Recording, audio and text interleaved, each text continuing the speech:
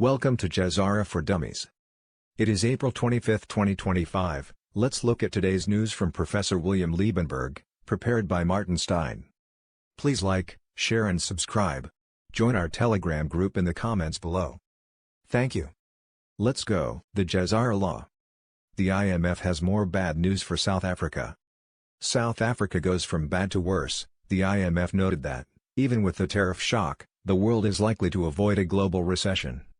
However, it warned that this estimate masks substantial variation across countries. Tariffs constitute a negative supply shock for the implementing jurisdiction, as resources are reallocated towards the production of less competitive items, with a resulting loss of aggregate productivity and higher production prices, the IMF said. In the medium term, we can expect tariffs to decrease competition and innovation and increase rent-seeking, further weighing on the outlook. The outlook for South Africa is much dimmer, with the country already suffering from entrenched stagnation. The IMF slashed the country's forecast from a 1.5% projection in January to just under 1.0% in April. This is a significant cut, which follows a similar series of cuts to 2024's forecasts. At the start of the year, the Ramaphosa-led government of national unity expressed confidence in implementing the reforms needed to boost South Africa's productivity and create jobs. However, in addition to the external pressures now being imposed by the global tariff war, the government of national unity itself has taken significant missteps, with the future of the coalition still in question. Banks in the economy. Florida is turning green into gold. The Florida House of Representatives just passed HB 999, which designates gold and silver as legal tender in Florida. The bill aligns with constitutional principles, as Article I, Section 10 of the U.S. Constitution states, that only gold and silver can be legal tender for debts. If passed by the Senate on April 24, 2025, HB 999 would allow Floridians to use gold and silver for transactions.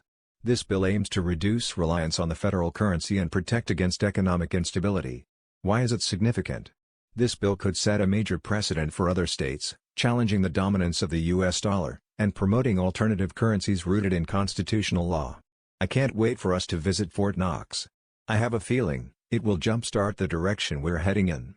I calculate that we'll visit Fort Knox sometime between June to August. Payment systems. Knowledge versus wisdom in the RV/GCR landscape. There's an old saying, knowledge is knowing that a tomato is a fruit. Wisdom is knowing not to put it in a fruit salad. The same applies to understanding global financial systems. Knowing the facts is one thing, but applying them wisely is another. Take the cabal's fiat SWIFT system.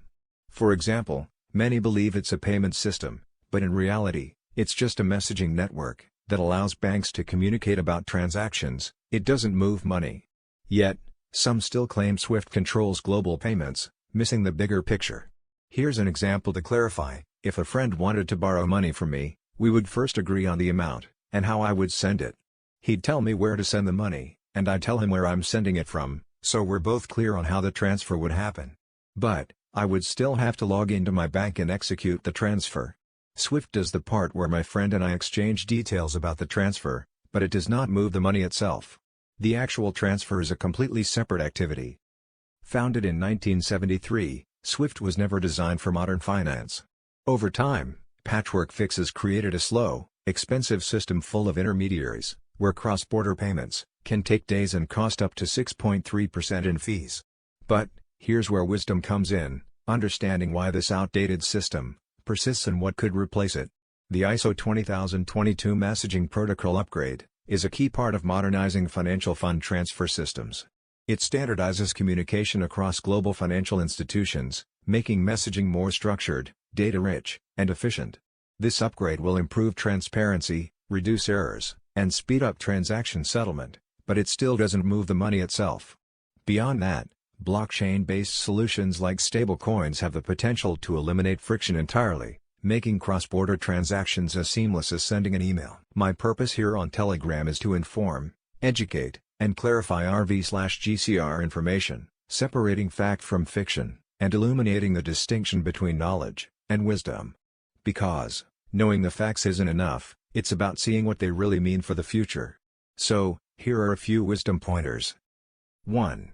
Ensure you venture into ISO 20022 compliant cryptocurrencies, as the rest will not be able to communicate properly. With the new ISO 20022 system, that is launched on July 14 in the US, and the deadline for all nations is by November 2025. 2.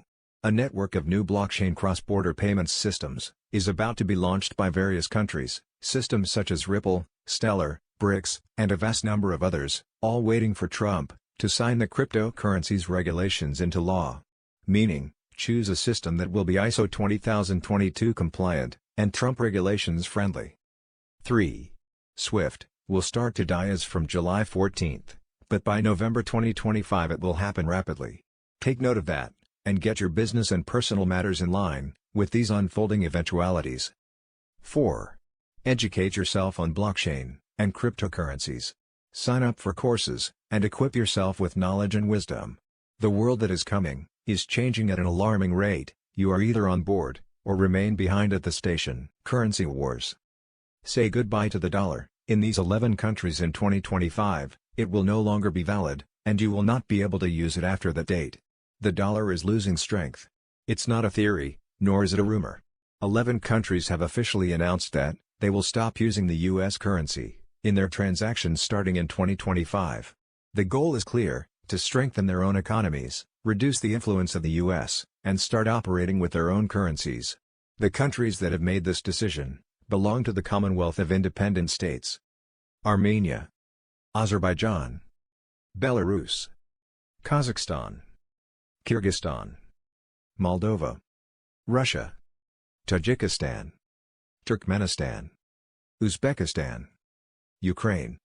Yes, even Ukraine is on the list, despite its open conflict with Russia for more than 3 years.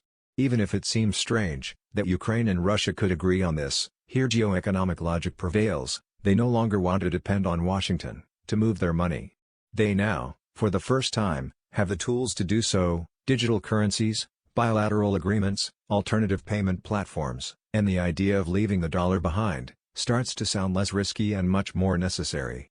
There's still no official date marked on the calendar, but everything points to mid-2025, following the same model that Russia implemented in its day. Mid-2025 seems like a critical period. That sums up your Friday news. Have a great weekend. See you tomorrow.